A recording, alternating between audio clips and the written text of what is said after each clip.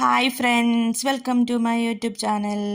അപ്പോൾ ഇന്ന് നല്ലൊരു സ്പെഷ്യൽ ഡേ ആണ്. അങ്ങനെ ഞാൻ രാവിലെ എഴുന്നേറ്റു, ബ്രഷൊക്കെ കഴിഞ്ഞ് കുറച്ച് നേരം ഇങ്ങനെ മുറ്റത്തോടെ നടന്നിട്ട് ഞാൻ കോഫി കുടിക്കത്തുള്ളൂ കേട്ടോ. എനിക്കത് ഭയങ്കര ഇഷ്ടമാണ്.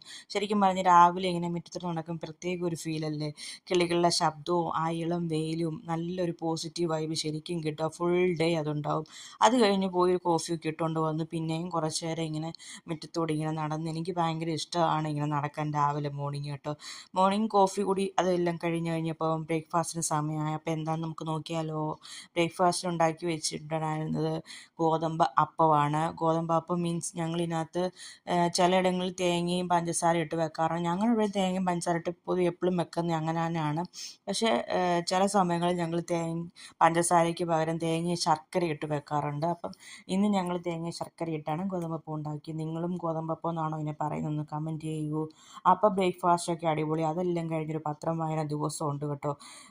ഇമ്പോർട്ടൻറ്റ് ടോപ്പിക്സൊക്കെ വായിക്കത്തുള്ളൂ. പഠിപ്പുര പേജൊക്കെ വായിക്കാൻ എനിക്ക് ഭയങ്കര ഇഷ്ടമാണ്. അതൊക്കെ എപ്പോഴും ഇമ്പോർട്ടൻറ്റ് ടോപ്പിക്സ് മാത്രമേ അവർ കൊടുക്കത്തുള്ളൂ. അപ്പോൾ അതൊക്കെ കുത്തിയിരുന്നിങ്ങനെ വായിക്കും. അതെല്ലാം കഴിഞ്ഞപ്പോൾ എൻ്റെ പപ്പായും മമ്മിയും വന്നു. ഭയങ്കര സന്തോഷമായിരുന്നു. അപ്പം ഞാനും ഇച്ചായനും പപ്പായും കൂടെ കുറച്ച് നേരം ടി വി ഒക്കെ കണ്ട് സ്നാക്സൊക്കെ കഴിച്ച് അങ്ങനെ കുറച്ച് നേരം ഇരുന്നു. അതിൻ്റെ ഇടയ്ക്ക് ഇച്ചായനും അമ്മയും മമ്മിയും കൂടി പുറത്തു പോയിട്ടുണ്ടായിരുന്നു. അവർ പുറത്തു പോയിട്ട് തിരിച്ചു വന്നു. ഈ വരുന്നതാണ് ഇച്ചായൻ്റെ അമ്മ.